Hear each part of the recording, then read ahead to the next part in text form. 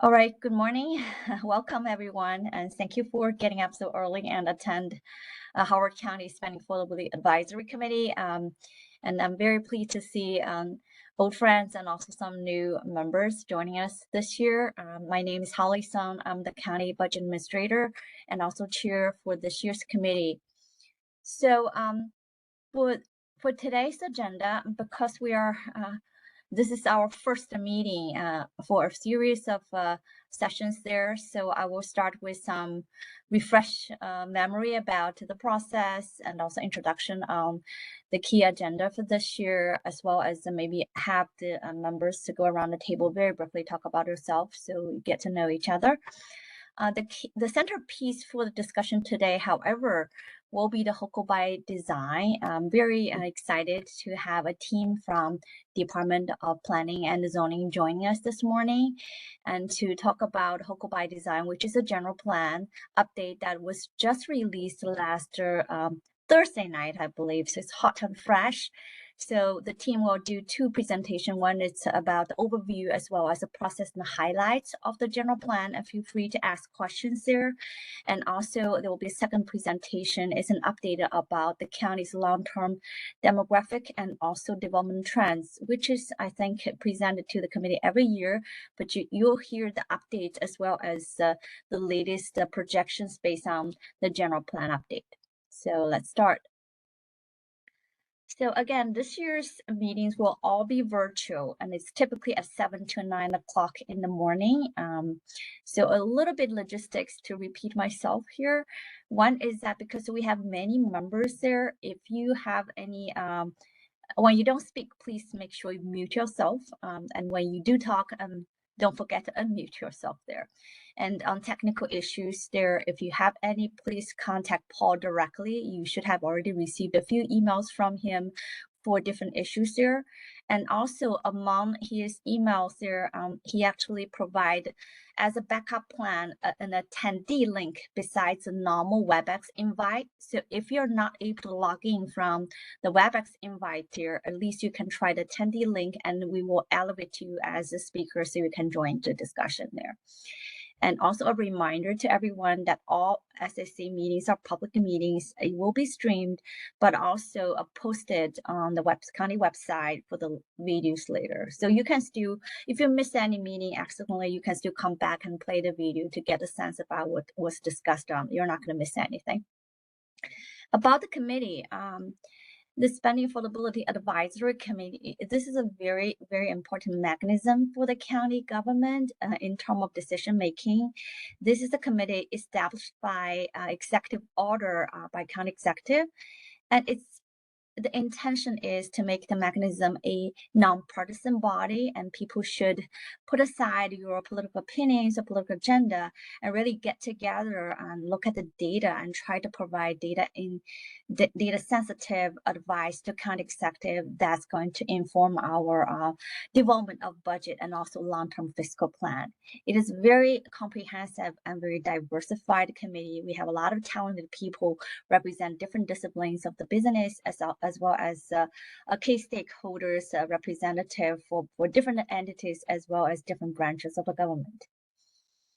The committee discharge, as usual, the committee is asked to deliver a report to county executive by March 1st, and with recommendations on the projected revenues as well as a debt ceiling or authorization debt level, and also multi-year projection and any other advice deemed appropriate regarding the county's planning and financial planning and also budget development.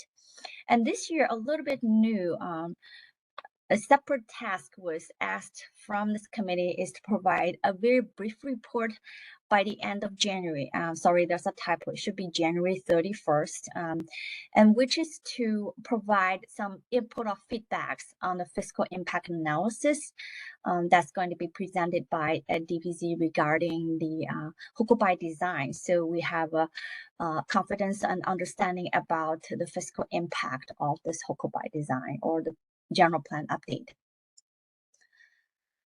Just a quick recap about the report from last year. The full report is available from the county's website. If you search Spending Affordable Advisory Committee, you should be able to find it. And it's very instrumental, and both the government and myself are really grateful for the very important and very useful advice we received from the report last year. And a couple highlights is that last year's a little bit unique because FY23 revenue was actually much stronger than usual despite the pandemic. And historically, we have a little more than 30 million increase each year for the county's general budget on average, but FY23 is more than doubling that. However, the committee rightfully pointed out is driven by a lot of one-time factors such as the federal stimulus impact, as well as the stocks market and a lot of other temporary elements that's not going to be sustainable. So the report rightfully pointed out that we have to keep an eye on some continued economic volatility and potentially bumpy revenue outlook, which I think is going to hover upon us in the next few years, given the rising risks on the recession currently. They also noted that the fiscal gap continues to enlarge. Even fiscal condition looks good last year on the revenue side, but demands always exceed the resources continuously and by large. The report also lists multiple recommendations that help frame the budget. And one thing I do want to point it out is that the committee provide advisory role, but recommendations are not binding, which is the adequate approach, because it's really the job and duty of elected officials between the county council and the county executive to make final decision as they're elected by the residents there. But the committee provide very important information and advice that helps impact the final decision making.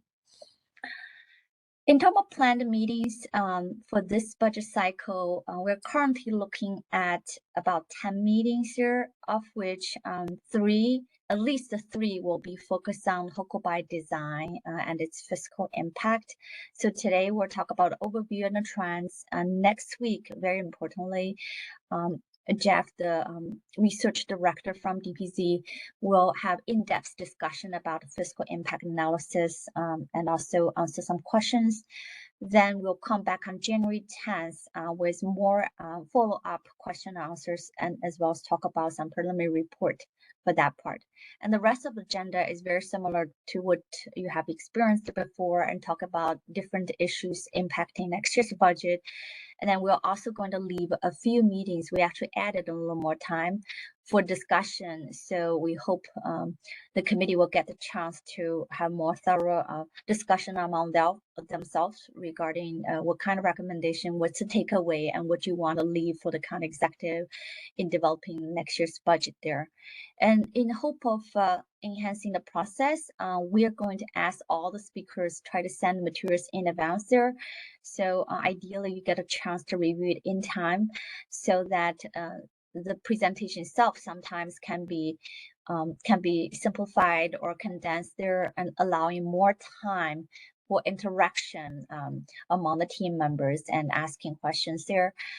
We are also, we also have to trim maybe some agency presentations this time, and we only try to focus the meeting a little bit more on the actual discussion where possible. By the way, some of the subjects are tentative, and one date is February 7. We may have to change because of unexpected conflict, but we will confirm and come back to the group if we have any changes there. Okay, we do have multiple members. It's very a big committee, and Spending Affordability Advisory Committee is not uncommon among different state and local governments. However, our size is bigger than usual, which I think is a great thing, because we benefit from all the talents we have. So we do have voting members. There are 15 of them.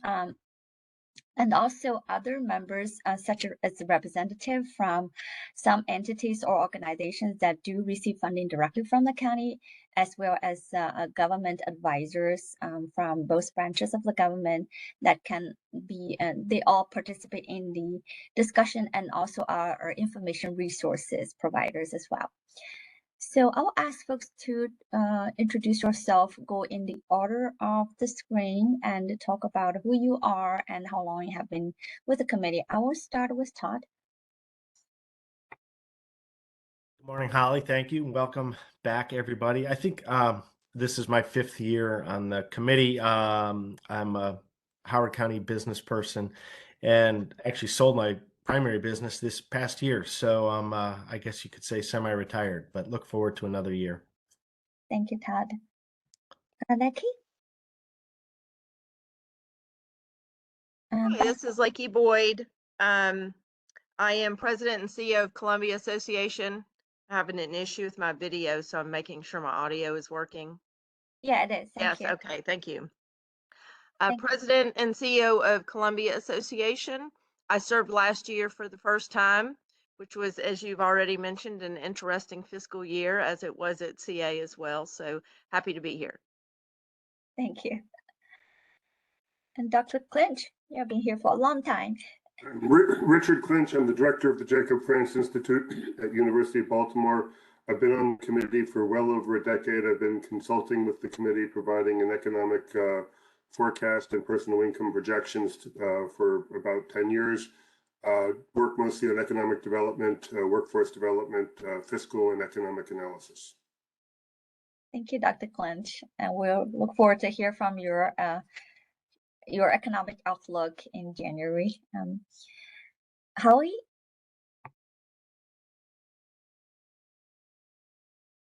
I don't know whether Howie is available, but he's from the Farm Bureau and he was here last year. So very happy to have representative there. Alan? Ellen Flynn Giles. I am a former member of the Board of Education, an analyst for S&P for 25 years, and I'm active in a number of nonprofits, and I've been on the committee for a while. Yes, thank you. She's also a very seasoned member there. And Dr. Hassan, very happy to have you back. Hi, my name's Khalida Hassan. Thank you so much for having me back after a little bit of a hiatus for a few other reasons.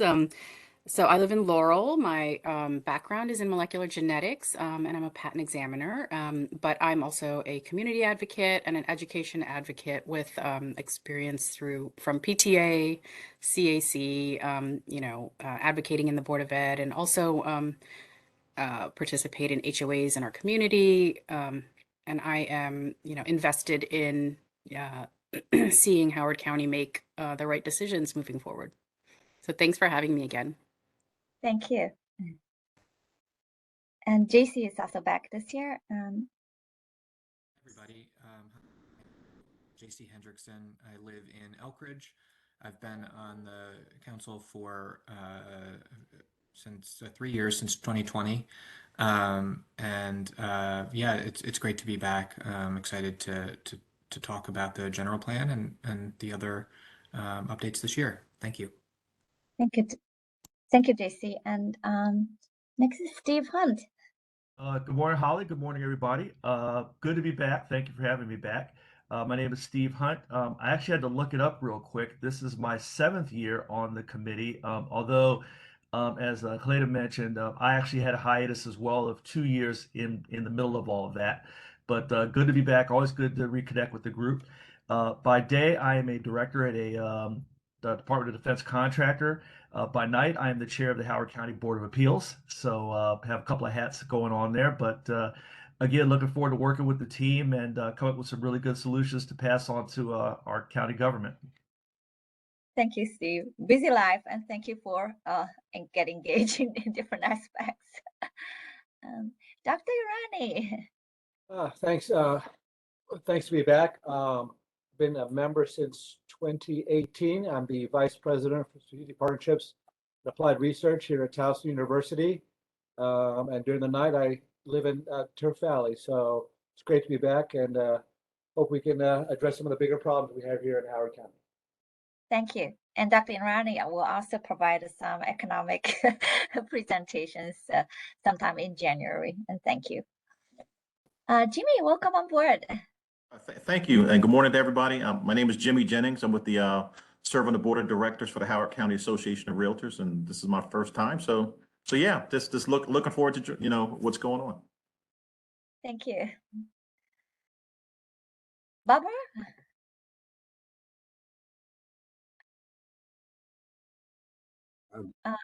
I'm not sure, Barbara. Holly, Yeah. Barbara sent a message saying she's listening on WebEx because she was having some issues.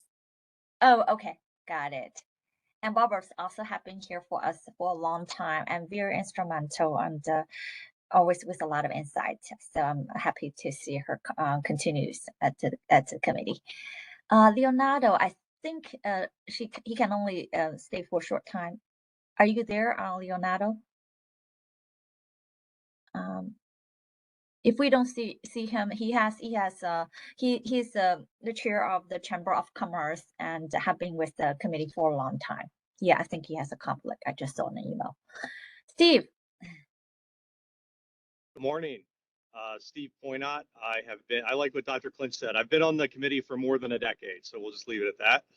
I think this is my 4th or 5th year serving as vice chair of the committee. So very excited to help however I can. I love the work that the committee does. I love the interaction with the team.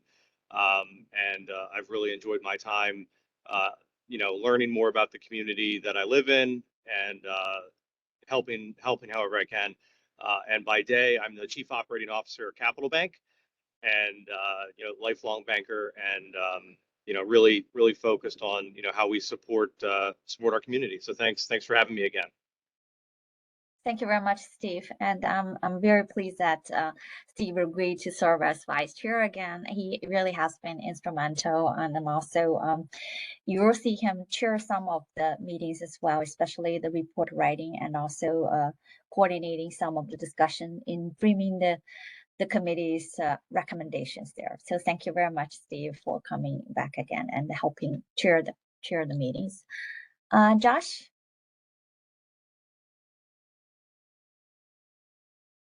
I didn't see him on the screen, so not sure whether he was not able to make it. And Josh also has been with the committee for a long time, and also is a very, very critical contributor as well. So let's switch to the right side. Tanya? Good morning, everyone. Tonya Akins, President and CEO of Howard County Library System. I've been on the committee since fiscal 19, and it's a pleasure. I always enjoy, of course, sharing what's happening at the library, hearing about the state of our county and learning from all of you. And it's a pleasure to be back again this year. Yeah, thank you. Oh, Chris, welcome. Thank you. Good morning, everyone. I'm Chris Heston. I'm the Associate Vice President of Finance at Howard Community College. This is my first year on the committee, but I'm familiar with the work of the committee and happy to be here. Thank you. I think you were observer last year. Yes, that's right. Yeah, thank you. Welcome on board. Jolene. Good morning. I'm Jolene Mosley. I'm a Howard County Board of Education member. This is my first year joining you all, and I'm looking forward to learning from you. Thank you. Thank you, and welcome on board. Jahantab?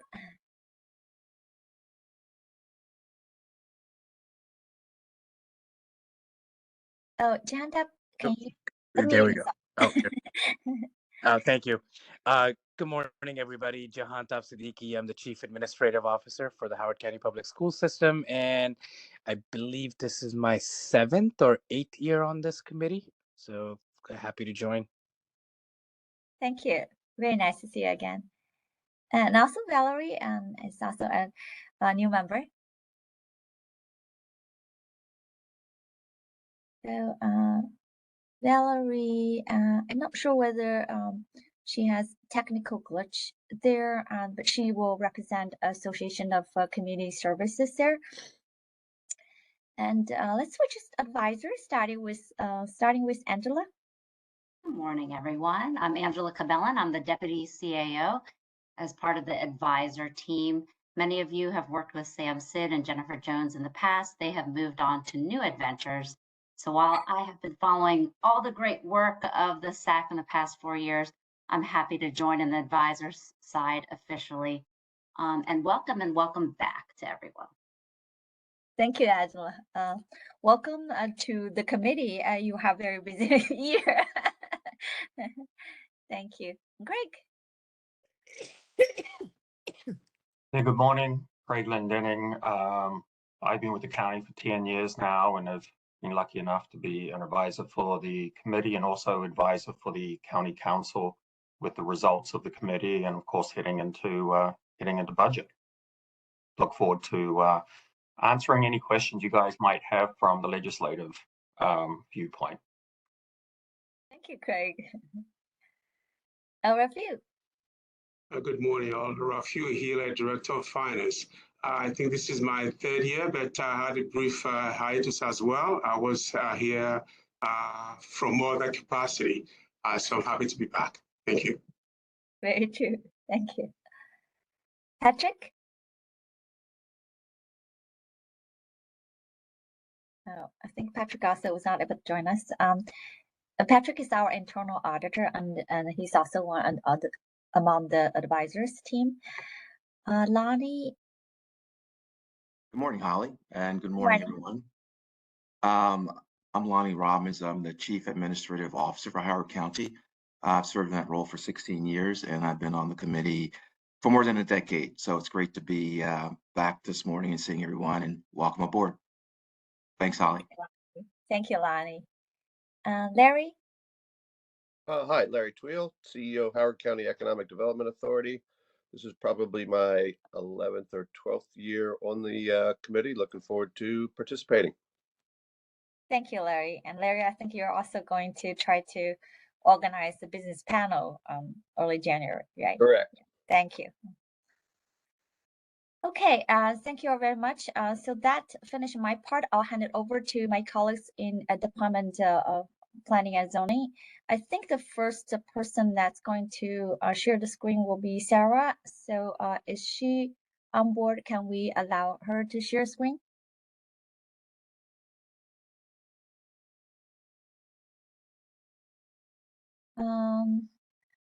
So Brian, do you want to share from your screen instead? Available. I'm just not seeing the share screen option. Oh, there we go. Okay. Okay, cool. Thank you. Yeah, go ahead, Sarah. Great. Thank you, Sarah. And thank you, Holly. Good morning. My name is Brian Schefter. I'm a Deputy Director with the Department of Planning and Zoning. I hope everyone is appropriately caffeinated this morning because we're about to take you on an exciting ride through our draft general plan. So we're here to talk about HOCO by design and to prepare this group to review the fiscal analysis behind the draft plan. The public draft is now available for community feedback. This presentation is intended to give an overview of both the plan as well as the process to date. We will cover the project background and initial community engagement. Then we will walk through our scenario planning, advisory committees, and focus area work. We will cover the plan's themes and contents, and we'll wrap up with next steps and open it up for questions and input from the committee. And we will meet you again in 2 weeks to more substantively discuss the plan's fiscal analysis. Thank you, Sarah. We can go to the next slide. Thank you. So first, what is HOCO by design? This general plan update is a document that establishes a clear long-range vision for how and where the county will develop and grow as it adjusts to evolving economic, environmental, and social conditions over the next 20 years. The general plan is updated roughly every 10 years. This plan's goals are to protect natural resources, strengthen economic opportunity, expand transportation choices, promote diverse housing types, prioritize community character, and balanced growth and conservation. You'll also note our project website at the bottom of this slide, and there are all of the project materials, the draft document, and our comment form. Next slide, Sarah. Thank you. HOCO by Design reinforces successful elements of the last general plan, Plan Howard 2030. This plan is not a massive change in course from the last decade. Plan Howard focused on 3 pillars of sustainability: environment, economy, and community. HOCO by Design builds upon Plan Howard with policies that are more predictable, achievable, and sustainable. HOCO by Design is unique in that for the first time, this plan incorporates an equity lens into the general plan and identifies various policies and actions to facilitate a more equitable future for all. By comparison to Plan Howard 2030, HOCO by Design aims to be more equitable by advancing specific equity-focused policies which enable all community members to participate, prosper, and reach their full potential. More predictable by targeting discrete areas within the county for transformation, providing greater direction to budget priorities and sequencing of investments. More sustainable by proposing development of compact mixed-use activity centers, advancing investment in environmental programs, and recognizing budget limits. And more achievable by presenting implementing actions that are more specific, measurable, and realistic, enhanced by fiscal and infrastructure modeling. HOCO by Design sets priorities and influences other planning efforts, which must be consistent with general plan policies.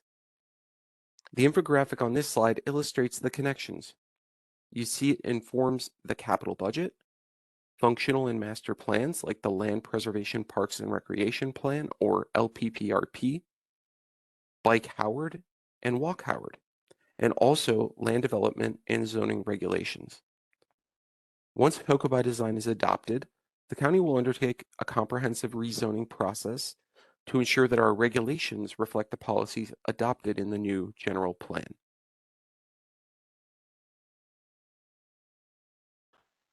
The next 2 slides depict key project milestones.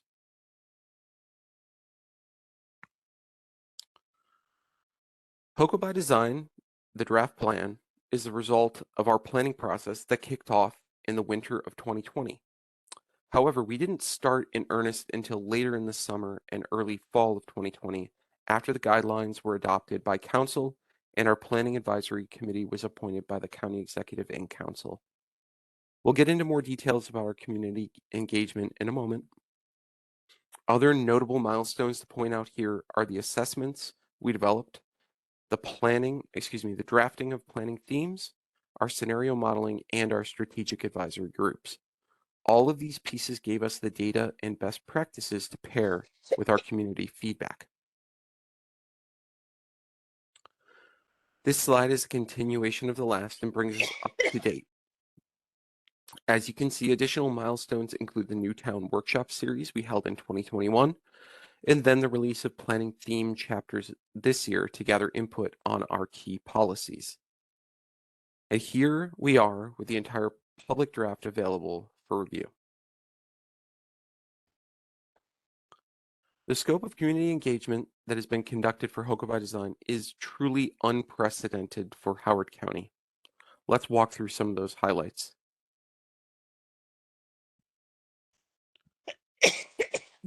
This is a snapshot of our engagement metrics. Not only is the amount of opportunities unprecedented, but also the variety of different avenues for providing input and new innovative approaches used for the first time in Howard County. Despite the challenges presented by the pandemic, we received over 12,000 comments to date from nearly 1,700 survey responses.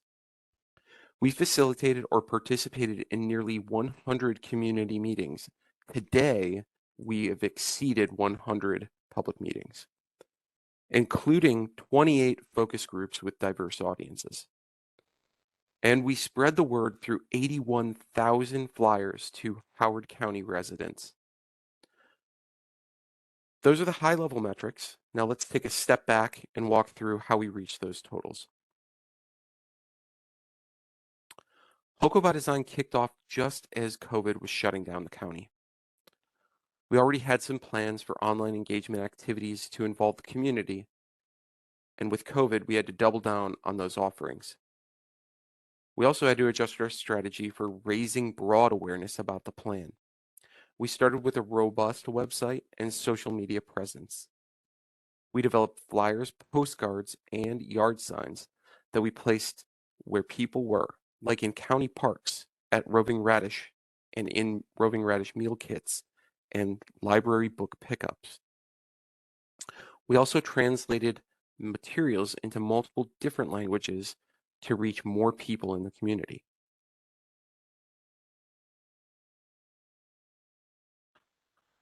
Our initial engagement activities occurred in the fall of 2020. I'll walk through each of these in the coming slides, and as you'll see, despite COVID challenges, we did have significant participation in these activities. In fact, we observed the attendance was higher than many pre-pandemic in-person planning meetings. We think the ease of participating at home led to this increased participation. So you'll see some of our examples here, our on-the-table exercises, our Better Communities online game, Community Ideas Exchange workshop, our assessment focus groups and public meetings, and our Bring Your Own Question public meetings.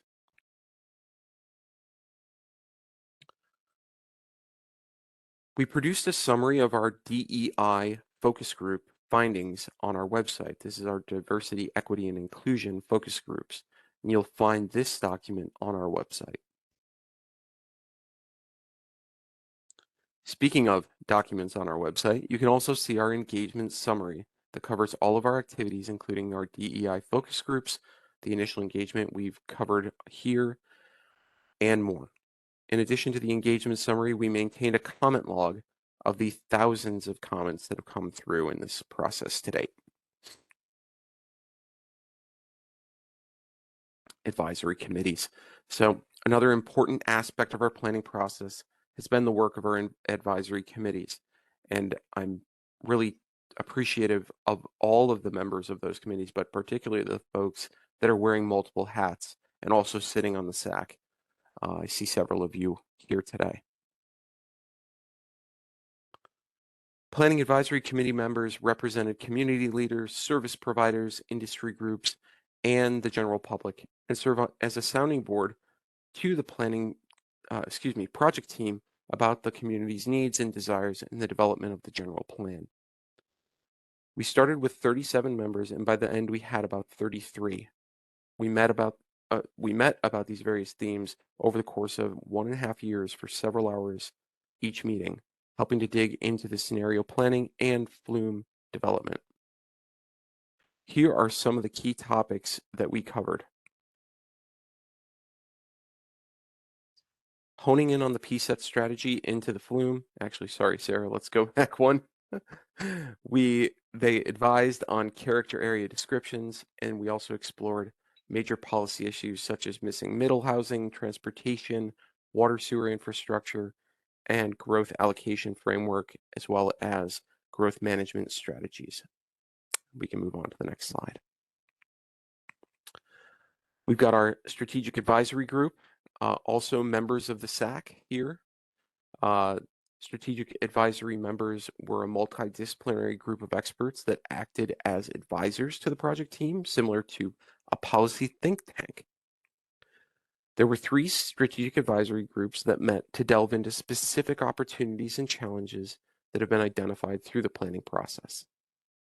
The school's strategic advisory group considered a range of factors impacting planning for school facilities and population growth. The Housing and Neighborhoods Strategic Advisory Group focused on missing middle housing opportunities and continued some of the work of the HUMP. Finally, the Environment Strategic Advisory Group discussed climate change adaptation, mitigation, and resiliency challenges, as well as natural resource protection and restoration measures. Adaptation and resiliency challenges include identifying communities most vulnerable to climate change and developing solutions related to land use that can help them become more resilient. Each of these groups developed a matrix of policy recommendations, many of which are now in the planning theme chapters. As I mentioned, we work with a team of consultants and national experts in comprehensive planning and local expertise.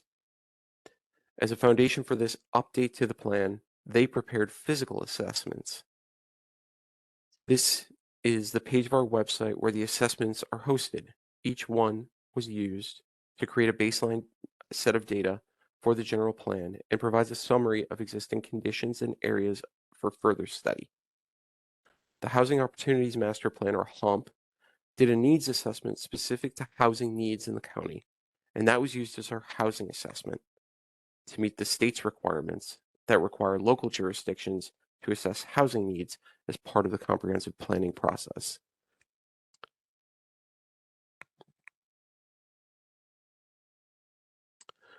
The RCLCO study established economic and market conditions for the plan.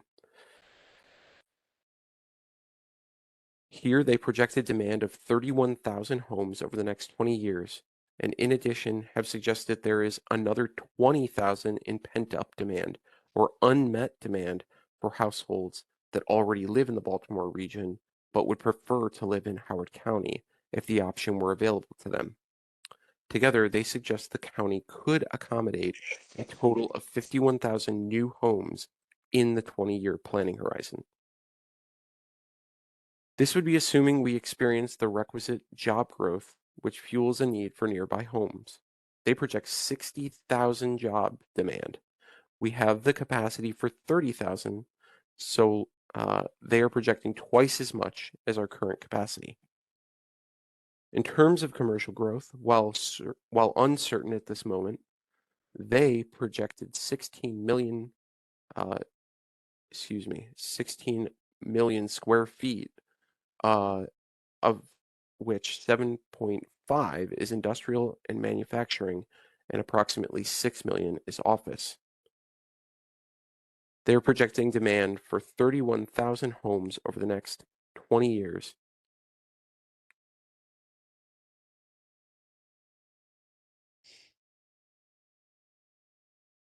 So that's the demand side. Our market consultants have told us there's demand for new housing and a need to find space for new employees. We turn to our existing land uses in the county and look at where could this new growth be accommodated. This is a current land use map. It shows where commercial, industrial, and housing is located, in addition to where land is preserved. One of the most striking things about the general plan and where the county is today is how little truly undeveloped land remains in the county. Our land use assessment placed that number at 2%. So Howard County is largely built out. Given this demand and knowing we need to accommodate this demand, or a portion of it, so we can continue to provide services to our residents and maintain our infrastructure. A key underlying condition of this update process is that, given the limited supply of undeveloped land, we are focusing our efforts on redevelopment. Amy will talk more about this in just a moment. All right. Well, thank you, Brian. I am Amy Gowan. I'm the Director of Department of Planning and Zoning. And I thank you for having us here today. This is probably my third time talking about HOCO by Design with this committee. So I'm excited that we're here to share the fruits of our labor as we have a complete plan to share with you now. So now that Brian has covered the process and some of the formative planning stages, I'm going to get into the nuts and bolts of the plan, starting with the development of our future land use map, or what we call the FLUME. And our land use map, it's data driven and it's based on land use modeling and also through an iterative scenario planning process through which we again engage the community, as you'll see a common theme throughout this whole project. Next slide, please, Sarah. So when I refer to scenario planning, what is that? So basically, it's a quantitative process. We use a modeling software called Community Viz to run this analysis, and it allows us to think about ways we can grow and what the impacts are. So for HOCO by Design, we modeled 4 different scenarios that provided different alternative futures for the county. Each scenario was presented as a series of options to the public so that they could look at them, understand what the trade-offs were for each growth scenario. We also were able to evaluate both the fiscal and the infrastructure impacts so the implications could be understood. So you'll see here the 4 different scenarios labeled A, B, C, and D, and they basically ranged from the status quo in scenario A, looking at various alternatives that included opportunities for high intensity development, perhaps at levels that could support potential for transit, as well as more moderated growth levels. We looked at targeted activity centers. You see those red dots, those depict downtown and the gateway area as potential large activity centers. And then we looked at scenario D, which was countywide growth. We presented all of these to the public at a series of growth choice workshops, and we received input from them through an online survey. And then above them, you'll see that graphic that looks like little thermometers. Well, basically that was us evaluating the impacts. So we could look at the number of new residential units, the number of jobs, the industrial and commercial square footage, and we did a fiscal impact study on each of these. And we looked at the impacts to things like water and sewer, and other infrastructure, fire, et cetera, in the county. All of this, for anyone who wanted to, is analytical and maybe wanted to do a deep dive, can find this in our scenario planning guide, which is on our website. And then from there, we developed a hybrid scenario. So we didn't use one of the 4, we used components of the 4, and I'll get into that a little bit. And we based that on a character area palette that you see right here. So there are 18 character areas, which essentially are unique and discernible areas of the community that are depicted on the future land use map. The categories describe important elements that work together to instill a sense of place or a sense of visitor experience. And they're categorized by level of change. So you'll see that the bars along the top that talk about areas to preserve, strengthen, enhance, and transform, we call that our PSET strategy. So that was basically the organizational framework from which we started this whole process of going from this kind of preserve to transform areas to the character area typologies that you'll see below, and then ultimately to the future land use map.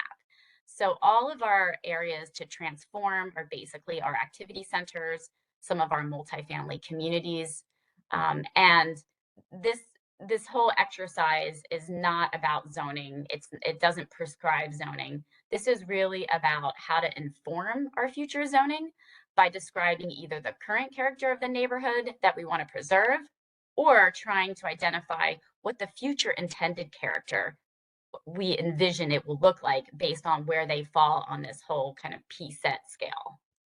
Next slides, please.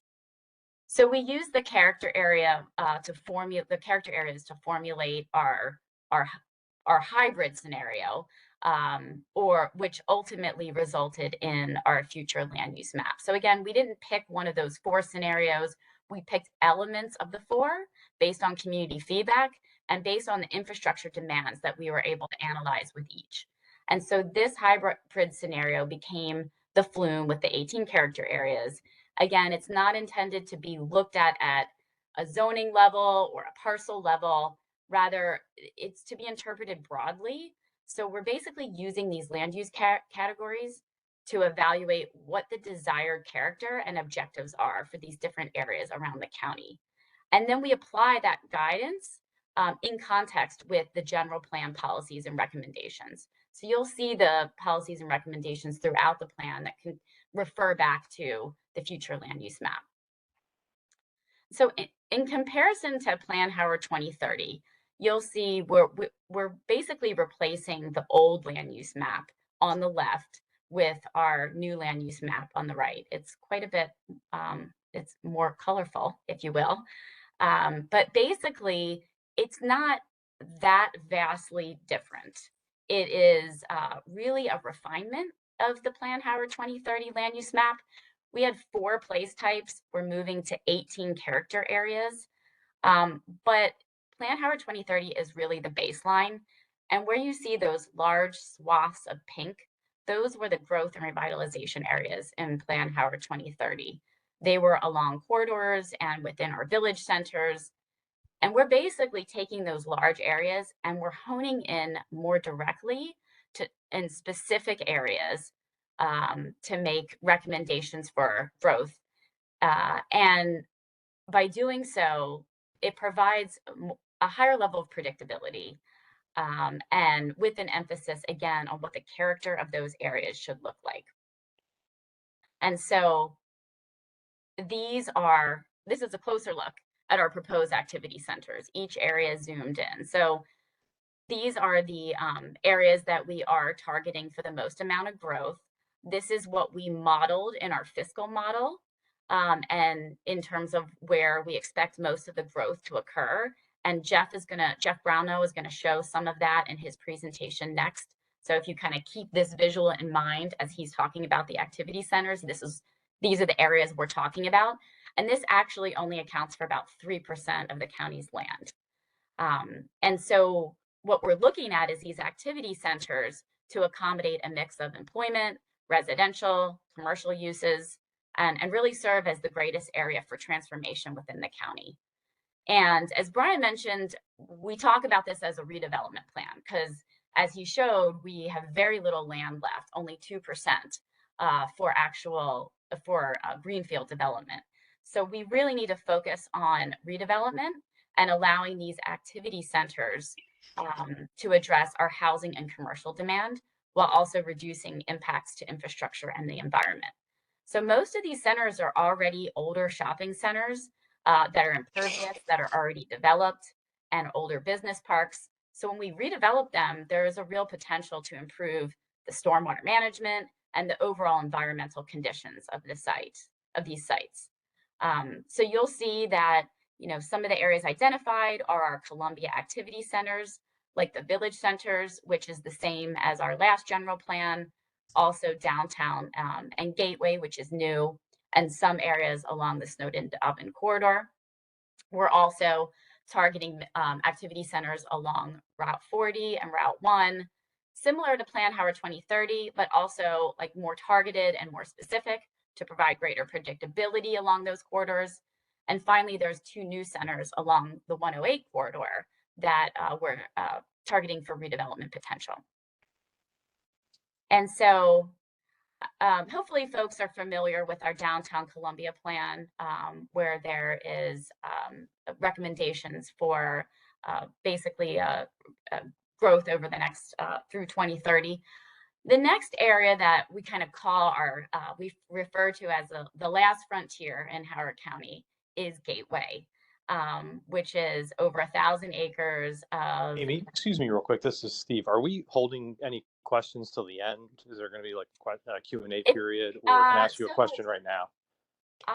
I'll defer to Holly. I think we were going to wait till the end of our presentation, and then Jeff Brownell, and then take some questions on this, and then we'll move into some of the fiscal stuff with Jeff Brownell. Is that okay?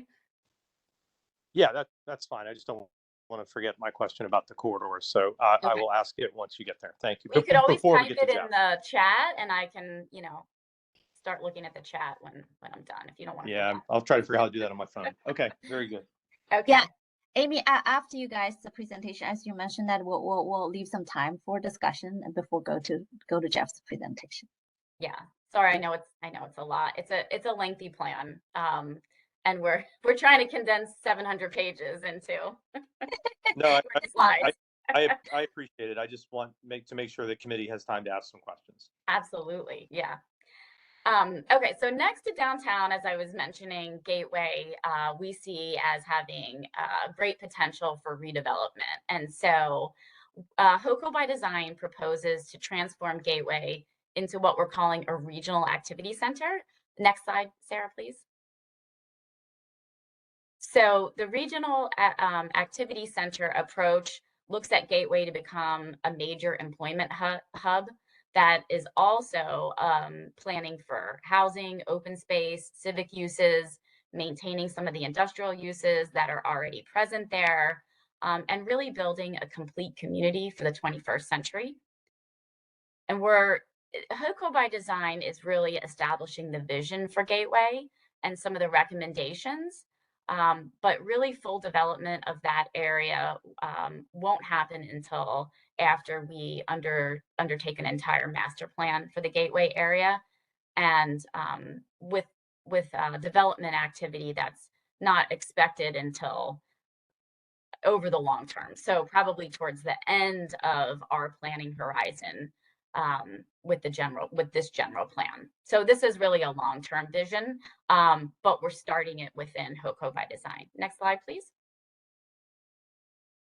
So as I mentioned, that the next step for Gateway would be for us to develop a master plan, which we intend to do once HOCO by Design is adopted.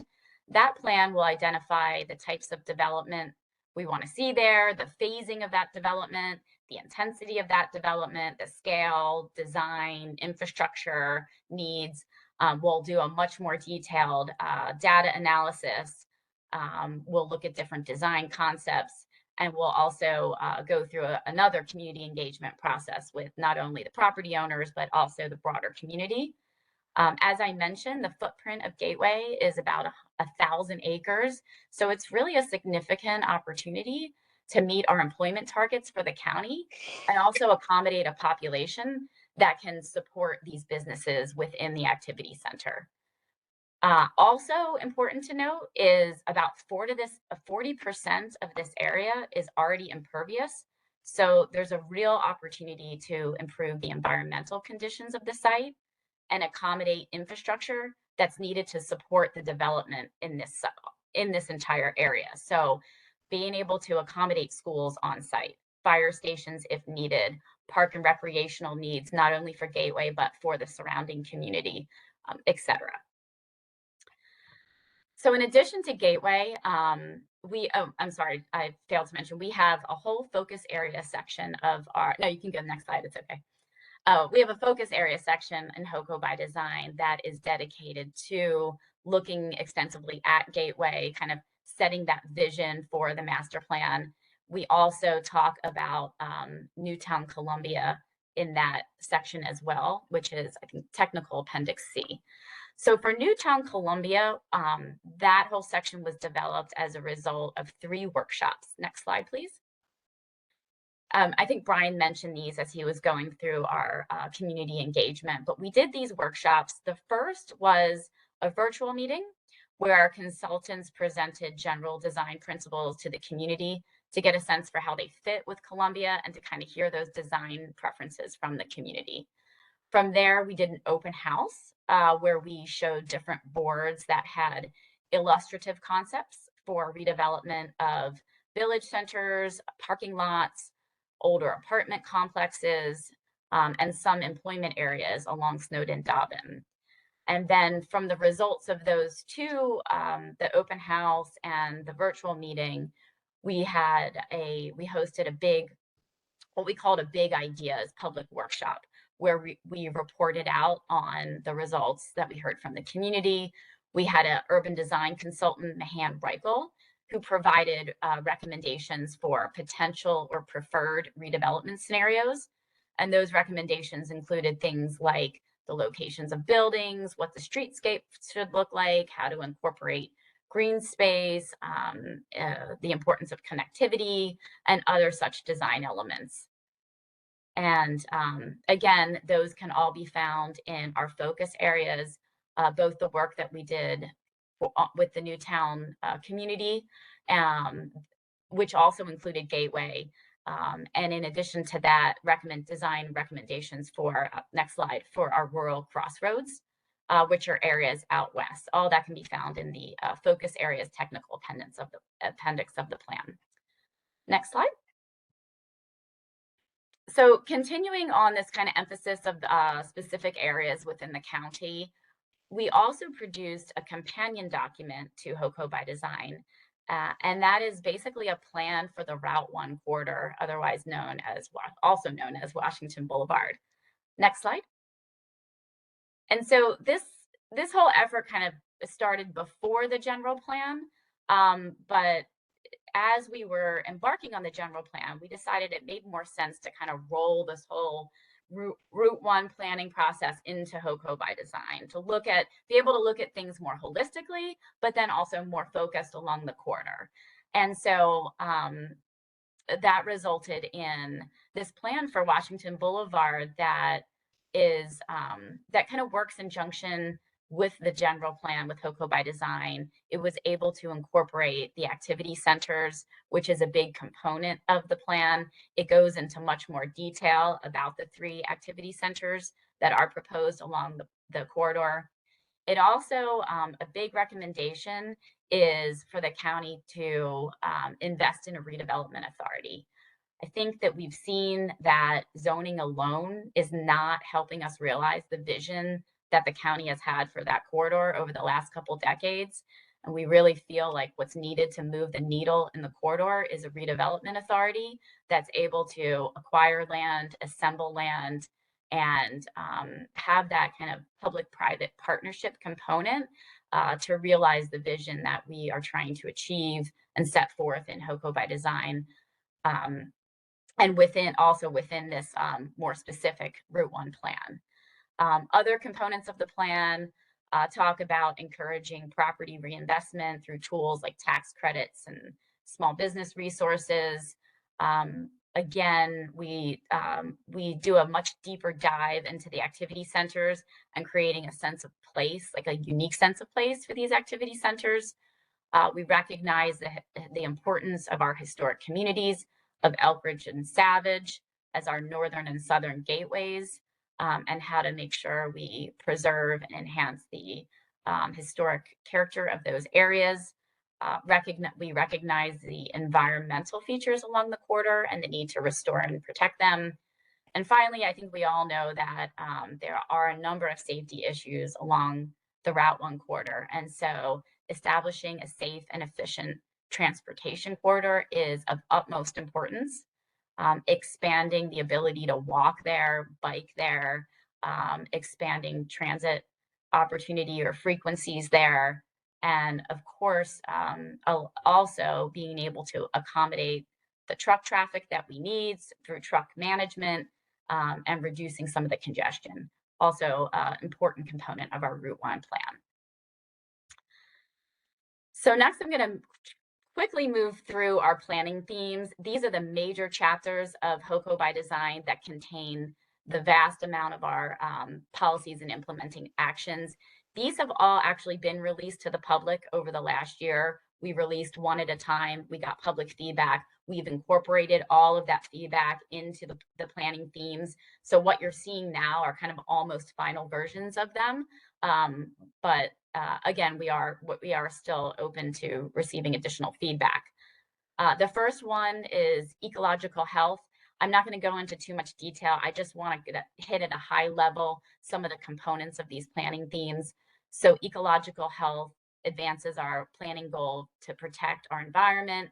It's about deepening our commitment to environmental stewardship, protecting sensitive environmental resources, and providing measures to address climate change. The next one is County in Motion. It advances the goals of transportation options in the county through a safe and equitable and sustainable transportation system, enhancing public transit to better connect the county and the region, and expanding safe and convenient walking, cycling, and transit options, which reduces our reliance on automobiles and also mitigates climate impacts. Then we have economic prosperity. The goal here is to strengthen economic opportunities by supporting the jobs and housing workforce, attracting a diverse employment base through investment in access to education and resources, and supporting local businesses and business districts. Then we have dynamic neighborhoods. This advances the goals of promoting a diverse housing choices in the county, such as missing middle and accessory dwelling units, creating opportunities for age-friendly and multi-generational communities, supporting housing opportunities for all income levels, and preserving our affordable housing stock. And finally, the last theme is quality by design. This is where we advance the planning goals of prioritizing community character. So we look to preserve our existing neighborhood character, create more walkable outdoor open spaces and amenities, document our historic resources, especially those that tell the story of our diverse history, and then define unique and varied character of the county.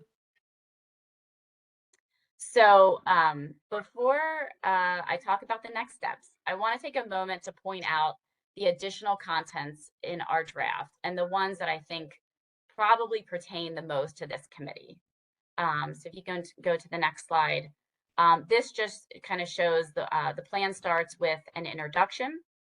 Then in chapter 2, that is a really critical chapter, I think, for this committee. It's the growth and conservation framework chapter. And it's strategies to balance growth and conservation.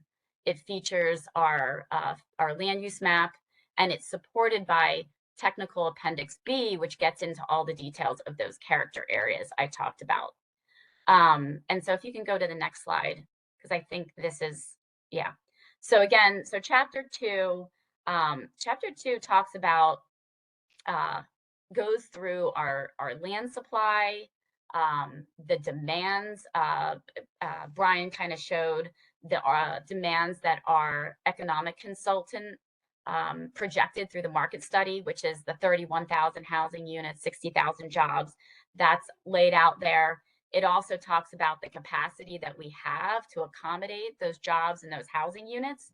And then it talks about an overall strategy for growth and conservation, including the fiscal impacts. And so we actually talk about the Spending Affordability Committee, what their recommendations were from last year, and some of the fiscal challenges that the county will face in terms of our budget and how we try to accommodate this new growth. So that's an important chapter. Also for this committee is the infrastructure chapter, which is chapter 8. And that looks at, makes recommendations for the capital budget and how our different departments, our different agencies, and our partner agencies are going to try to accommodate or implement the different general plan policies and implementing actions. And then chapter 9 is managing growth. And this chapter talks about adequate public facilities and how we pace growth so that our infrastructure, our schools, roads, our water, and our services can be developed in conjunction with the growth projections that Jeff Brownell is going to show in his presentation. So if nothing else, hopefully this committee can take a look at chapter 2, 8, and chapter 9. We also, in chapter 9, we make a number of recommendations for an APFO task force that's going to be convened after the general plan. We make a number of recommendations for specific topics that they should deliberate and research, look at as they do their deliberations. And so, and then we also have the implementation chapter. This talks about how we're going to monitor and report on the plan, and also assigns all of the different implementing actions to different agencies and identifies the lead and supporting agencies for basically implementing the general plan. And so here are the next steps. So basically the plan is out. We're collecting public comment through January 16th. We're going to have, we had a work session with the planning board. We're going to do another one on January 5th. Then after that, once we close the public comment, we will be reviewing those comments, incorporating them as appropriate into a final plan. That final plan will then be filed for both planning board consideration and for county council adoption in the spring. We do anticipate it will be probably a lengthy adoption process with a number of work sessions with the county council. So that could take a few months to move through. So we're hoping to have the plan in place, hopefully by the end of the fiscal year. And then just real quick, I just wanted to note kind of what happens afterwards, right? So after the plan is adopted, we really don't see future development activity according to this plan for a good, 5 to 6 years. The first thing we're going to need to do is undergo a comprehensive rezoning. So we need to make sure that our zoning regulations, our land development regulations are consistent with the new general plan. This general plan is it is different than the last in terms of, I share the new character areas and the 18 character areas and the different land use areas. So we'll have a lot of work to do to rezone the county. We also, the code requires that we convene an APFO committee to evaluate the current APFO regulations and to make recommendations. And so that will happen a year after general plan adoption. And then the results of those two efforts, that will set the stage for future development, which of course takes another 2 to 3 years to get through the pipeline. So all this to just kind of put into context like the long-term perspective of this whole effort that we're here to talk about. So with that concludes our portion of the presentation. And I guess we'll go ahead and open it up for questions. Thank you, Amy. I think we should be able to have time for 10 to 15 minutes for a Q&A before we go to next speaker. And Steve had a question earlier. Steve, I think the IT host just cleared your IT.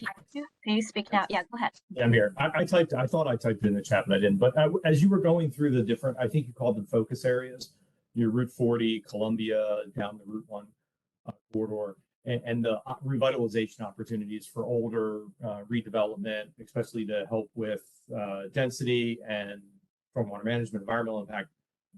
That sounded exactly like the old Route 1 revitalization plan, which you mentioned a few slides later and talked about how that needs a development authority maybe to help jumpstart that. So how do we keep those other areas, because those are private ownership, there's no impetus for redevelopment unless they want to do it.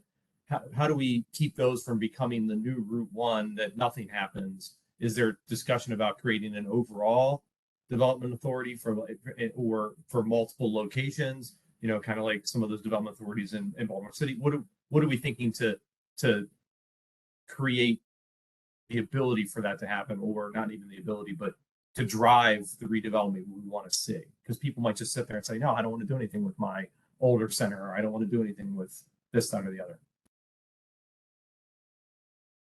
I mean, I think that's a great, that's a good point. I mean, this is, the general plan sets the vision for how, where we want to see areas that we see the most growth potential.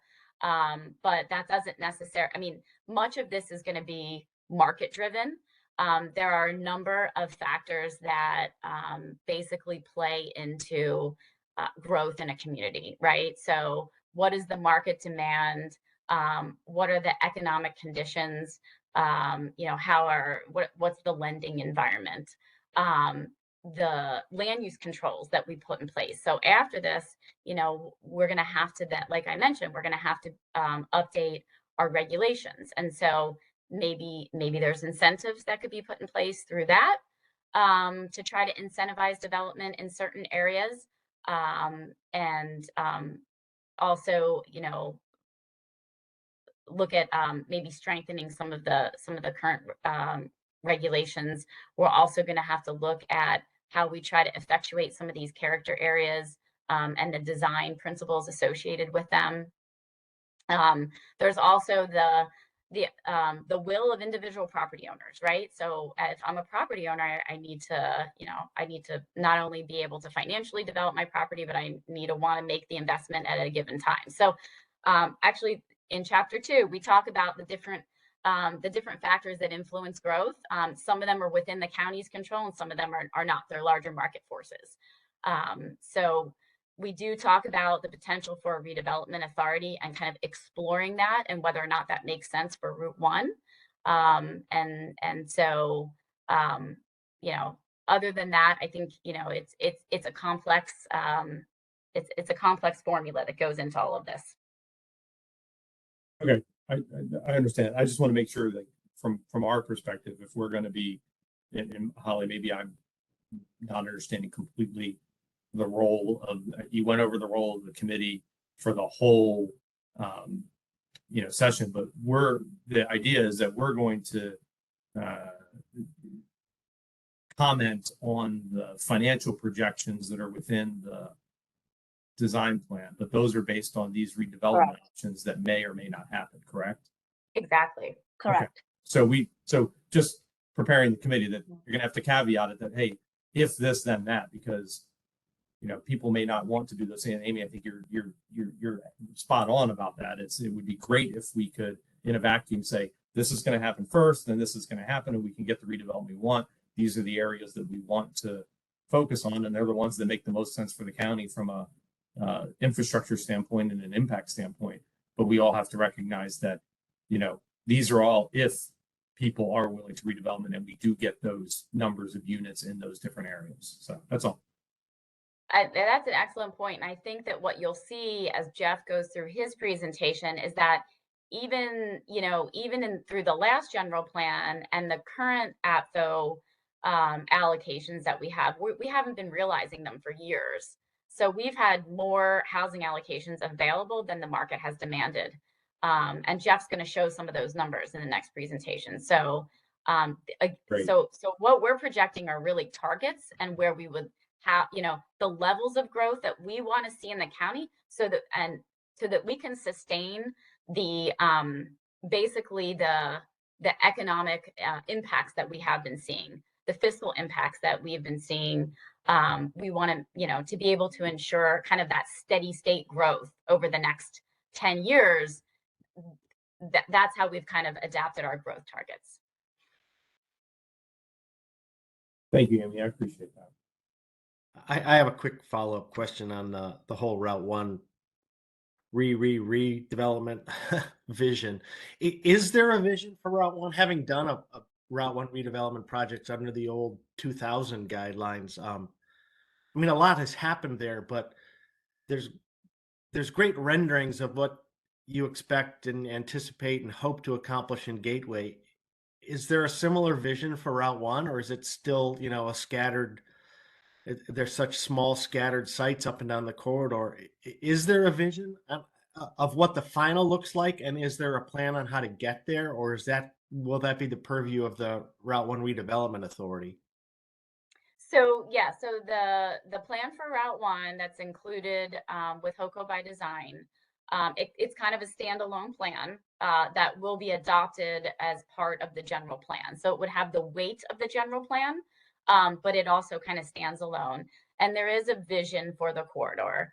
And basically what we're doing, I mean, Route 1 is just so difficult, right? Because we have, it's the home of our industrial base, and we need to maintain that, right? So it's how do you find that balance of maintaining these prime industrial lands, continuing to grow our industrial base, but also improving the safety, the accessibility, and the aesthetics of the overall corridor, right?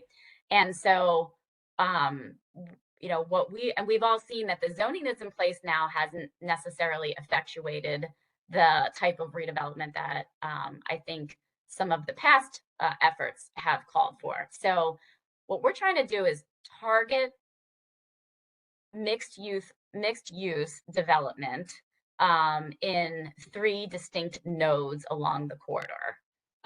So in the northern, kind of middle and southern nodes of the corridor, where we've seen some initial catalytic redevelopment activity, where we see opportunities because of nearby connectivity, where we see opportunities because there's currently underutilized land, et cetera.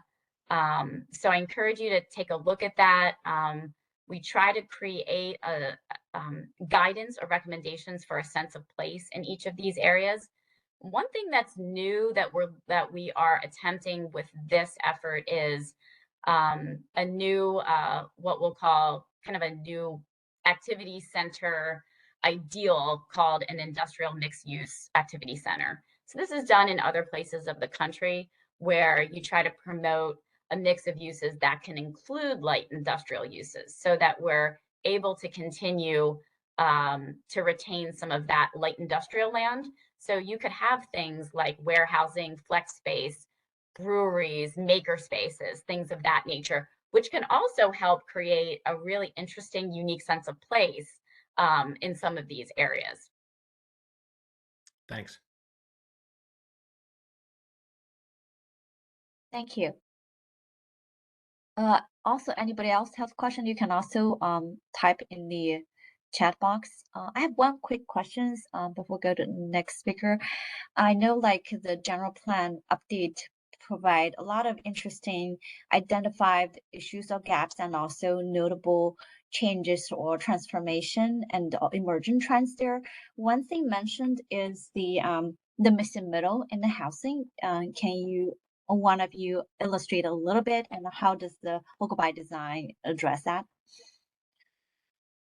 Sure. Yeah, we really didn't get much into the housing recommendations, but one of the big recommendations of HOCO by Design, and this is really a nationwide trend that we're seeing to address the lack of not only affordable but workforce housing across, particularly in Howard County, but regionally and nationally. You know, everyone's grappling with this: is housing our workforce and increasing the supply thereof.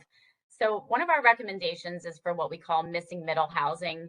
And that is, it's more affordable because it tends to be a little smaller in size and scale. So it is your typologies that are like a duplex or a triplex or a quadplex. It includes like smaller single family attached, multi-family housing, maybe some cottage courts. We have some nice slides that kind of depict what some of these typologies look like. But creating opportunities in some of our single family zoning districts to accommodate this type of missing middle housing that, you know, when you look at a duplex, triplex, or quadplex, those can look like a large single family home. So it's nice that they can fit within the character of a single family neighborhood, but they can provide a more affordable price point for some of our more moderate income, you know, workforce, either, you know, residents of the county or people that work in the county that want to live in the county. And so that is accommodated not only in our policies, but also in some of our in our growth projections that Jeff's going to show.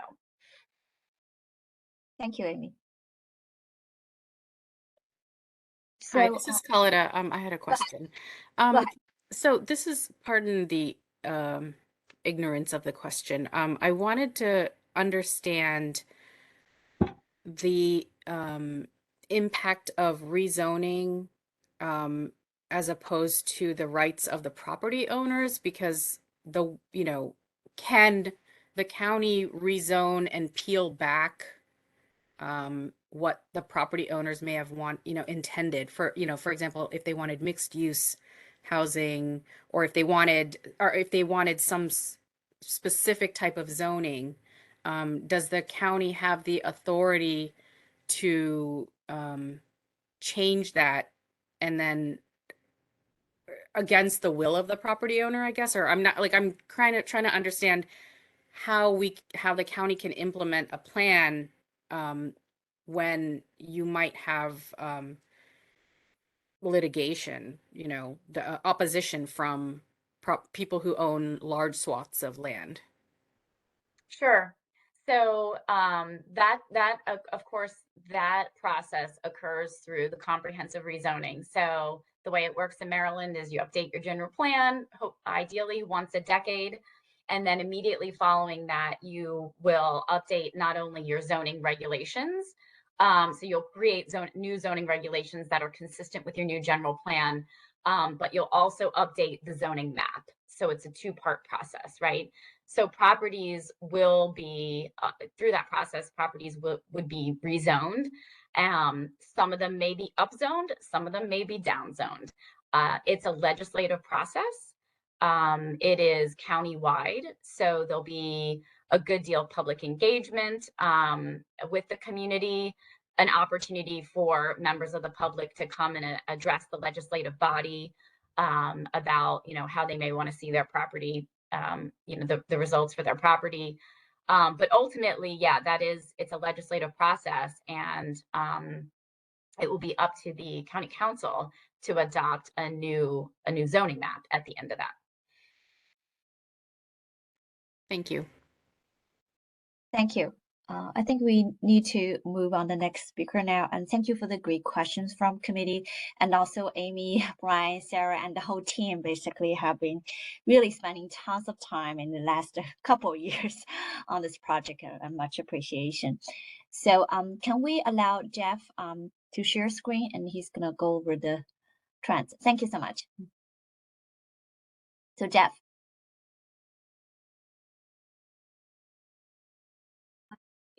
I think you are muted. Can you unmute yourself? Let's see here. Yeah, it's working now. Thank you. Can you hear me? Yes. Okay, great. Sorry about that. Good morning. Thank you, Holly. My name is Jeff Brano. I'm the chief of the research division for DPZ. It's nice to be back. I presented in front of this group for many years. So what I'm going to do today is Holly has asked me to sort of divide this into two parts.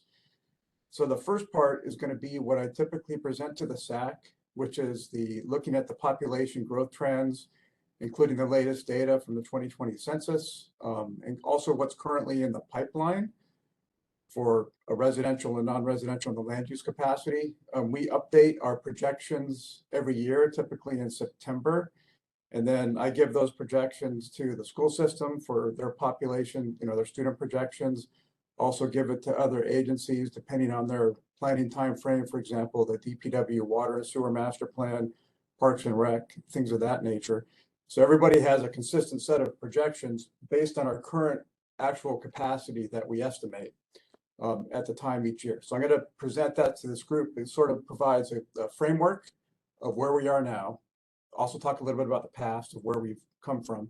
And then the second part of the presentation will be really a continuation of what Amy and Brian presented, which is the projections for the HOCO by design, the population or the housing and the job projections for HOCO by design. And that's going to feed into the fiscal impact analysis. The intent is for us to present the fiscal impact results based on these projections on the 13th, so next Tuesday, given the time constraints. So this is a good sort of way to do it because it looks at our typical things that we do and how that feeds into HOCO by design moving forward. So first, to go over population growth, you've seen this before. This is where Howard County's been. It's grown, over the last 50 years plus. Like many suburbs around the country. And you can see that in 2020, which is the last decennial census, there was about 332,000 people living in the county. That's an increase from the 287 in 2010, the decade before. This shows the absolute growth for each of those decades. And so you can see the greatest percent increase occurred in the 70s. That's about a 92% increase, about 56,000 more people. That was when Columbia was getting going in the 70s, and then it of course continued in the 80s and 90s. So we had a lot of growth in terms of almost doubling the population that decade. And then in the 80s had a slower rate of growth at 58%, but it was the greatest in terms of absolute numbers of people, with close to 69,000 people. And then in the 90s, it slowed down, and we created an APFO in 1992. And that was in large part the reason why we did see slower growth, because at that time we had plenty of land capacity, but we managed growth through a new APFO beginning in the early 90s. And then in 2000, with the 2000 general plan, we also had the APFO in place and actually slow growth even more. And you can see that 16% growth in the 2000s. And then last decade, we actually, even though the rate of growth was the same at 16%, the number of people actually grew a little bit by, an additional 6,000 compared to the decade before. The question is, why did we grow? There's a couple of reasons. One, so we did actually have a little bit more housing units in the last decade compared to the previous decade. And I have some slides showing what that is in a minute. The other reason is it's an interesting situation that we've noticed. It's household size in Howard County. So household size has been decreasing in Howard County in many places all over the country, given the changing demographics and the aging of the population, et cetera. So in 1980, for example, it was 2.97, and then it dropped to about 2.7, but then it increased a little bit the last decade between 2010 and 20. And it's not a lot of an increase. It's only about a 2% or 1.8% increase, the difference between 2.72 and 2.77. But even that, 2% adds up, because if you have a base household population, we have about 125,000 households in the county. You apply that 2%, that adds about 6,000 more residents. So this will be an interesting trend to look at, this change in household size. And Howard County appeared unique with that. So as I mentioned, it went from 2.72 to 2.77. And then if you compare that to the region as a whole, the region as a whole stayed about the same. And the state of Maryland stayed about the same. So it's really not a statewide trend. It's really unique to Howard County. Baltimore County also was the other place that experienced, I think it's like a 1.6% increase. So it's really Howard County and Baltimore County. And then even though our great neighbor to the south, which is much bigger than the Baltimore region, the suburban Washington region, including Frederick, Montgomery, and PG, that's only 3 counties in that whole region. But you can see that part of our area also stayed about the same. So there wasn't change in household size. So Howard County is unique. So it's going to be interesting to follow those trends moving forward. Why has that happened? It's it could be because the school system. Howard County has, as we all know, an excellent school system, has the reputation of being an excellent school system. So it attracts families with children, school-age children. So that could be part of it.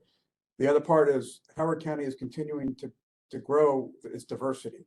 So we have one of the most highest levels of foreign born in the county.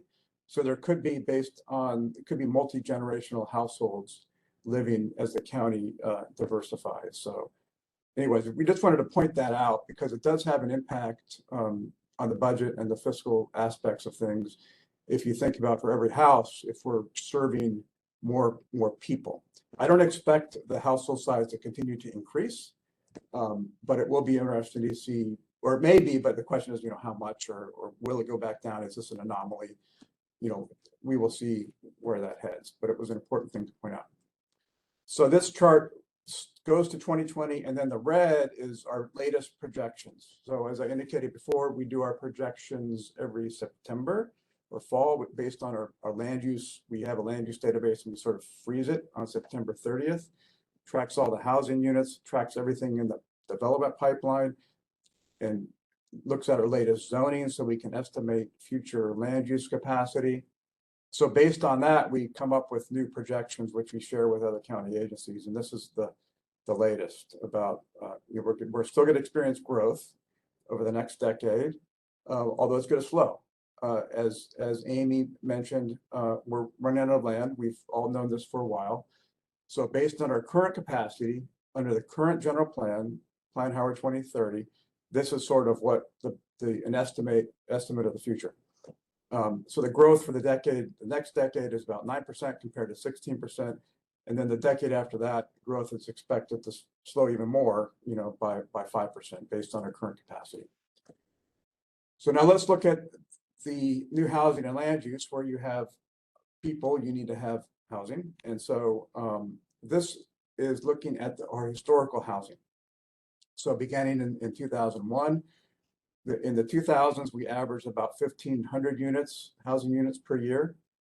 And then the last decade, I mentioned before that we had a little bit of an increase in housing. In large part, that was due to the adoption of the downtown plan, which happened in 2010. So the downtown plan allowed for redevelopment of downtown Columbia. And so you'll see those spikes. That's when apartment units are built primarily in downtown Columbia, and also a lot of redevelopment along the Route 1 corridor.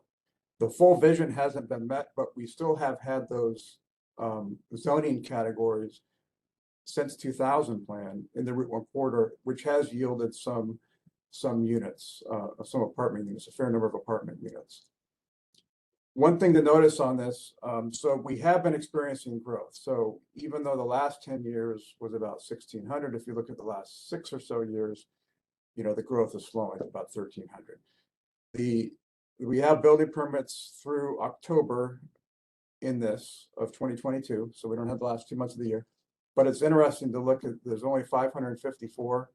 So we don't expect, I don't think any apartment projects are coming through. So it's probably going to be around 600, 650 for the year, which is the lowest it's been, as you can see, in the last 20 years. So I don't know if you recall, we had that urban analytics, we had that fiscal impact study conducted by Urban Analytics that the SAAC requested back in 2019 when the APFO law was changed, which made the APFO test for schools stricter. It added a high school test and lowered the percentages when schools were closed to development. For elementary, it was lowered to 105% from 115%.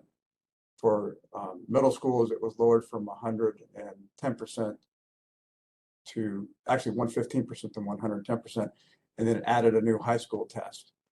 And so the SAAC thought, what impact would that have on housing? And we had actually in that projection estimated that when that went into effect in 2019, about 3 years later, which is now, we would have less growth. And we're seeing it here for 2022. It actually has dropped a bit. Now, a lot of it, quite frankly, is not related. It's market driven.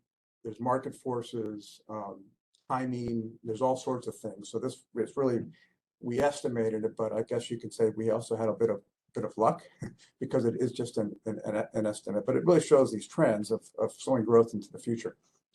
This chart shows the same thing as before, except it's by unit type. So the blue is single family detached. The green is single family attached or townhouse units, and the red is apartment units. So you can see when you have large apartment projects or several large apartment projects permitted in a single year, you get those spikes that happen every other year or so in the last decade. The trend is that we've experienced more apartment units and less single family detached based on land use, and that's expected to occur in the future. We've known this was happening. We've anticipated this happening with the last plan. The current HOCO by design continues the anticipation, knowing that much of the future growth will have to be done in these activity centers, which are going to be mixed use development, which are going to be apartments and also missing middle, townhomes, that sort of thing, and less single family detached homes. This shows what I just mentioned. You can see the percentage of different units by type in the 2000s compared to the last decade, 2011 through 2021. An increase from about 28% to 42% apartments, and you can see the decrease in single family detached. So this is, you've seen this chart before. So this is again based on our September 30th freeze. To explain each of the bars, the existing bar is that's how many housing units we have in the county, 124,000 housing units. And then the permit are housing units that have received building permits. So they're under construction right now and will be built shortly. The unbuilt represents subdivisions that have been recorded. So it would basically be lots that are available to build on that don't yet have building permits. It also could be approved site development plans for an apartment project, for example, that also does not yet have building permits. The in process is about 5,000. That's units in subdivision plans that DPZ or Land Development Division is reviewing right now that have not yet been approved. So once they're approved, then they move forward to unbuilt and permitted. Many of these projects are long-term projects that are phased out over 5 to 10 years. I should say not many, but several of them are. So we're not going to see all these units at once. The number of processes actually has come down. I don't know if you recall, that number used to be bigger, like 8,000, 9,000. So given our limited land supply, that number is dropping. It does take, several years for it to get to the process and be built. It's still uncertain when those units are going to be built. We do our best, but market forces are at play with when those actually get built. And then the undeveloped is what we estimate that for future redevelopment capacity and also our undeveloped land capacity, which isn't much. Amy had mentioned the 2%. So a lot of this is, for example, in downtown Columbia and redevelopment opportunities. And then so our total capacity is 144 or 145,000 units. So we have the capacity of about 20,000 new homes. If you divide that by 18 years, assuming it's going to happen in 18 years, that's about 1,125 new units per year.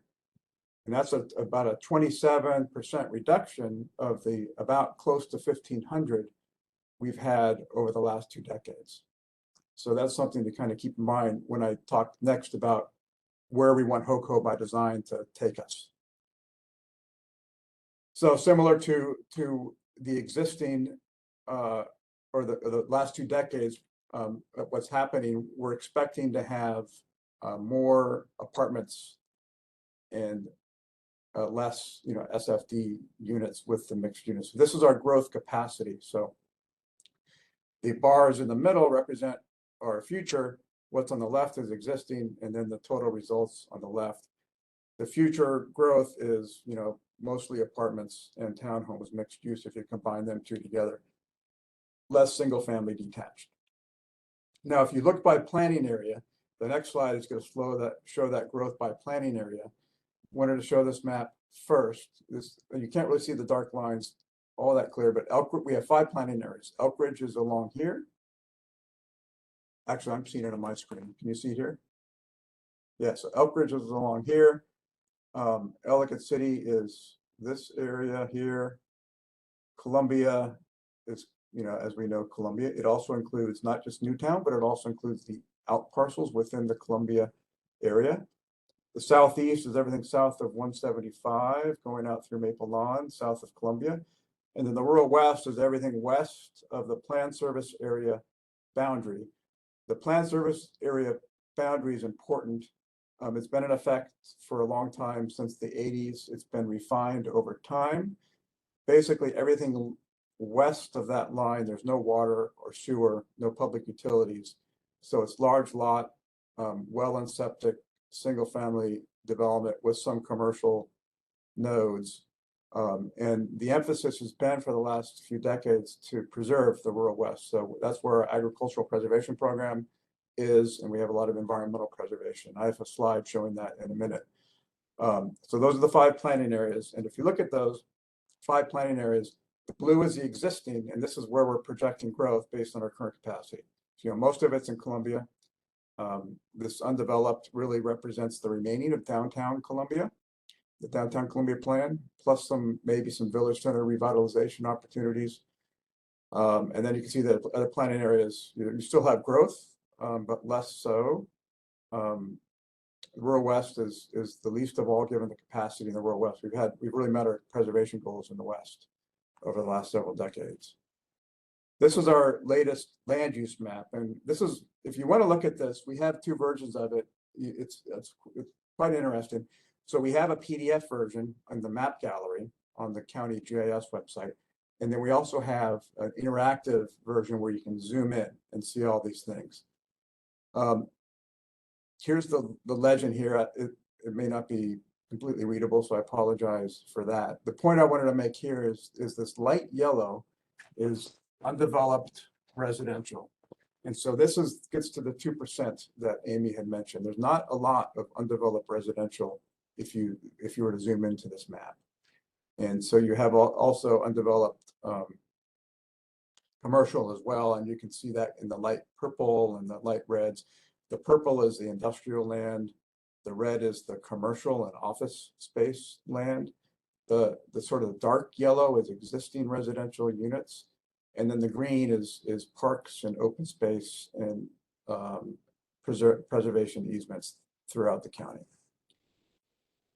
So this summarizes our land use. We haven't quite updated it to 2022, working on that now. So this is from last year, but I did want to point out that this is our current situation about, so most of our developed land is residential. This about 20% is commercial, industrial. This includes roadways and all of that, utility right-of-ways. Now this 7.2% undeveloped, the difference between this and the 2% is that this 7.2%, and it's probably less now, it includes committed. So basically it includes projects in the pipeline. So it includes subdivisions under review. It includes permitted units. It includes subdivisions that have been recorded and soon will be built over the next few years. So that's the committed. We had a fair amount in the pipeline, as you've seen before. The 2% is the raw undeveloped land, and that's where that comes from. Did want to point out about 40% of land has been preserved. The largest portion of it is in the rural West. It really consists of two categories. So it includes open space and parkland, which is the park is the owned by Howard County. It includes state parkland and includes WSSC land. So it's active and passive parkland. And then the preservation easements, that's not owned by the state or the county or government entity. It's owned private ownership, but it's a permanent, in most cases, preservation easements that you can't build on. So they're permanently preserved in perpetuity. And it includes agricultural easements in the West primarily, and also environmental easements in the West. And then also there's some environmental easements in the East. So this started about 2 decades ago, or 3 decades ago, probably, this goal to preserve land, and the county's been very successful with that. So now getting into HOCO by design. So taking all that in context, what are our projections? Now, Amy mentioned the FLUME, the future land use map. So if you hear the word FLUME, that's what that stands for, and all of the activity centers. There's different types of activity centers. There's downtown Columbia. There's the regional activity center, which is, the gateway. We don't have gateway in our projections yet because the intent, and which I'll show in a second, the intent is to do a master plan, as Amy said, to figure out what we envision for gateway, and also what those projections, how many the density could handle in terms of infrastructure. We don't want to presume the infrastructure can be managed. It's going to be a part of a gateway master plan, similar to the way the downtown Columbia master plan was conducted, to ensure adequate infrastructure. So a master plan will be conducted, and then we'll have unit potential in gateway. Other activity centers, there's these mixed use activity centers in the pink. Some of them are existing already as part of the last plan. A lot of them are, in fact. We have the Village Center activity centers, which are, Columbia Village Center potential development. Transit activity centers, that's primarily the TOD, transit-oriented development, where next to rail line, the 3 that currently exists now, so that's not a change. And then, as Amy mentioned, there's a new industrial mixed-use activity center to try to get that mixed-use placemaking industrial thing. So there's a lot more detail on the future land use map that leads into the projections. And so here's the chart. This is the APLO chart. This is in the plan. It's in chapter 2, I believe. It's similar to the chart in the current general plan. It basically is the chart that is the driver of APFO. So it provides a cap of units. And so it begins in 2026 because the intention is to have this plan adopted this spring. So the first year of the APFO will be 2026, 3 years from 2023. That's the way APFO works. You give out allocations 3 years in the future because it takes about 3 years to get through the process. And this is our breakdown. Downtown Columbia is fixed based on the plan. It's no change from last year. Here's all of the various activity center totals. So 9,000 units in the activity centers. All remaining other character areas, which includes, the missing middle and the infill and re-subdivision potential, the undeveloped land. We also have missing middle in the activity centers too. Rural West, the capacity is such that this is what we think we may have FY24, and this is probably pretty aggressive actually. And then we're keeping the green neighborhoods set aside. That's in the current APFO chart. I think it's been in the previous APFO chart, even in the 2000 plan. It was added actually in the middle of 2000s. In our subdivision regulations, we have incentives to build green, meaning if you have environmental sustainable site development plans and also the building structure itself, you can get green neighborhood allocations to go ahead and build for there. That total is about 1433 average. So it goes back to that sort of average I mentioned before, close to where we've been historically. Now, this is for the fiscal, which we're going to talk about the results next meeting, but this is the number of units in the fiscal impact analysis, around 25,000 units from 2022 through 2040. It's an 18-year fiscal impact analysis. That's because the plan goes through 2040, and we wanted to use, and we're working very closely with Holly in the budget office, we wanted to use the latest and greatest budget, the FY23 budget that's been adopted as the basis of it. So we have to align the levels of service with the current budget. So we're starting with the base year of 2022, and then to get the 3 additional years from the from 2023 through 2025 for the chart. It's sort of complicated, but this is how we came up with it. I hope it's understandable. But the point is, we're trying to match the fiscal with the chart, along with the pipeline growth over the next 3 years. And so one thing to point out is that this 1433, it's greater than the 1,125 capacity that I showed you, but it's a little bit less than the 1540, what we've been experiencing. So in order for this growth projection to be realized, we do have to add some capacity through the activity centers. And I think this gets back to Steve's question and follow up on what Amy had said. We recognize that you can't just assume that everything's going to be built in these activity centers, all at once. It takes time. It takes, it's going to take, as Amy mentioned, 3-5 years to actually implement this stuff. And so this is really a realistic projection, we think, but it will, realistic, probably a bit, it's assuming that this activity center stuff is going to happen, and it will happen because based on the market study, there is growth pressures, there is demand for housing units. So we anticipate that will happen, but it's not going to happen necessarily anytime, soon. It's likely that this general plan will begin that or continue it really, and then the next general plan will see it also expand. So for example, Gateway, we don't have the numbers for Gateway in here, but Gateway could use these activity center projections, assuming the Gateway plan gets adopted in the next few years. And the general plan could always be amended too. So the general plan, I think, indicates the draft plan that it could be that this chart gets amended once a Gateway master plan is completed. And as I mentioned before, we wanted to do a Gateway master plan to ensure we had adequate infrastructure based on what we expect as a community or would like as a community in Gateway, for example. So the fiscal impact analysis is sort of a moderate growth approach, realizing these activity centers. It's also based on, as Amy mentioned, we've done a lot of scenarios, lots of public feedback, as Brian mentioned. So we took into our, we took into our advice of what the residents wanted, and this is sort of a balanced approach. And that's what's in the fiscal moving forward, 1,400 units per year. I have 2 more slides. I know time's running out. So this was the commercial, the non-residential job growth. Well, no, I'm sorry. This is the units, 25,000, and you can see where they're planned and by unit type. And we'll get more into this next week when we start talking about the details of the fiscal impact study. For jobs, this is historical job growth. We've had a fairly strong job growth, and we actually targeted in the last general plan last 2 general plans about 3,000 jobs per year, and we've achieved it, 3,200.